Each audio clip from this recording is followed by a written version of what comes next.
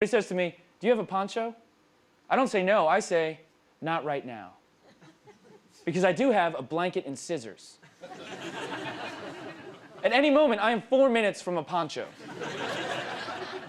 If you wait here, I will be back with a serape made out of a comforter in 4 minutes. Even this bottle of beer, this simple object, when I look at this, what I see are words printed all over it. In the design, and the warning on the side, and the message on the back. And I start to wonder, is there more meaning on this simple object than appears at first glance?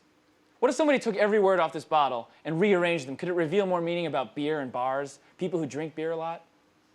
That's what I did. I took every word off this. It's the first poem in your program tonight. It's every word off of this bottle in a different order. If you haven't read it, you don't have to read it now. Read it after the show and think of me in a bar. Alone. Uncomfortable, insecure, completely lost in my mind. Which raises the question, why? Why would a guy sit down with a napkin and a pen, a bottle of beer, and write rolling, rolling, enjoyment, taste, beer? The answer lies in the second meaning of the word if. If meaning although possibly, even though. Okay? Sample sentence. She was an enchanting, if toothless woman. Or in my case, I spend a lot of time doing time-consuming, if completely unproductive things. By the time I got to college, I wasn't doing puzzle books anymore. I was becoming a man, an adult. I had evolved. No more puzzle books. Now I was making the puzzles. I went to the school paper and I said, "Hey, I want to do a crossword puzzle for you guys, but I feel like I've seen the flat thing done before.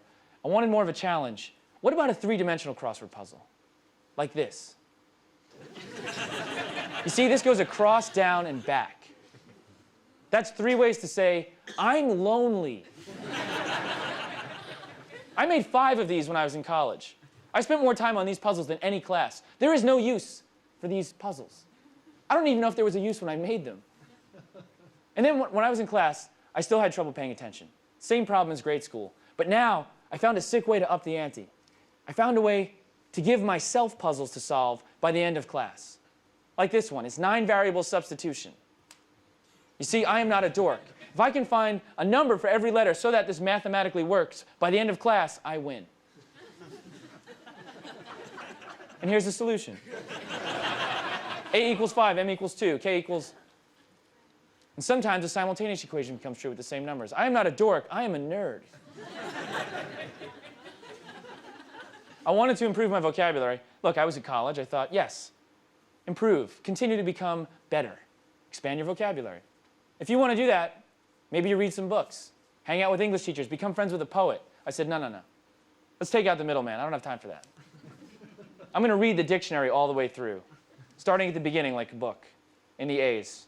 And every time I come to a word I don't know, highlight the word. Then in groups of 10, I put them in this notebook. You see, so I could quiz myself, 10 at a time, walking around. I'm in the I's here, I'm in the 450s. Invective, jangle, jape, intromit. Walking around, quizzing myself. When someone does this, you might call them abecedarian. More likely, you're going to call them asshole. But for me, this all sprang from a growing need to feel validated in the way I did from a puzzle book as a kid. It was a way of feeling like, yes, I'm getting better, I'm succeeding in small increments. But now, it moved off the page of the puzzle book and into the world at large, just little challenges. That's what it became, daily challenges, not big ones. I'm not the guy who climbs Mount Everest, you know? No, thank you. I'm the guy who spent 2 months last year learning how to write with his left hand, forcing himself to write with his left hand. So then I'm in this situation, I'm like, yeah, cool. You haven't broken your right hand, but you know what? It's good to have it. Yeah, write both ways. I end up at the bank, say, there's a cute teller, filling out my deposit slip. We flirt a little bit, slide it under the glass, and she's like, this guy's retarded. But I'm thinking, ambidextrous genius. Yes, you'll have it. If I'm on the street and someone stops me for directions, I give them directions. But I try to do it without using my hands. Because it's hard, it's a challenge. Where's the mall?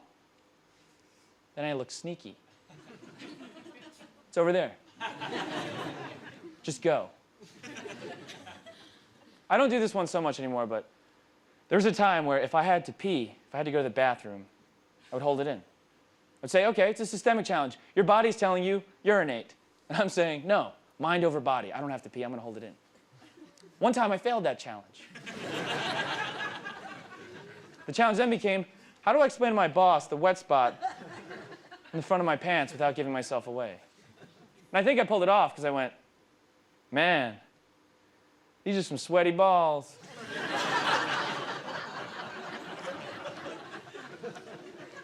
When you do this over time, daily self-imposed hurdles, every day, you develop what I call a number of useless talents.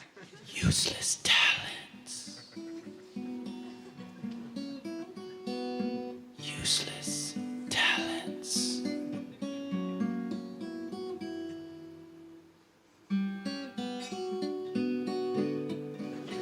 Useless. Things that are not important. Useless talents.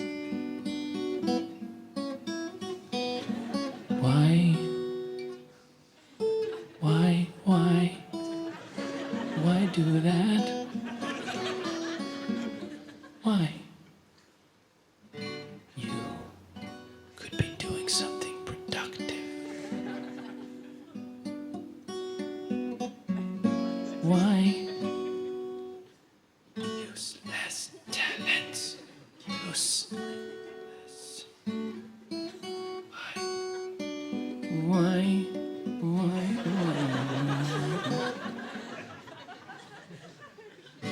Useless talents.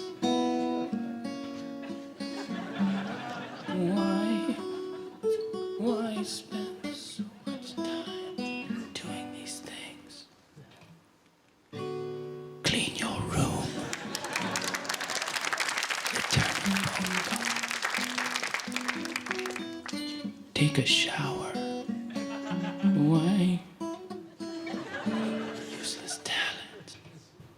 Useless talent.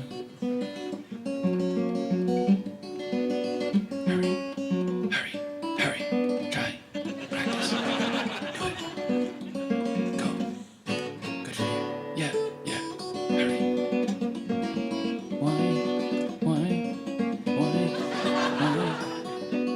You are not an idiot. Useless talent.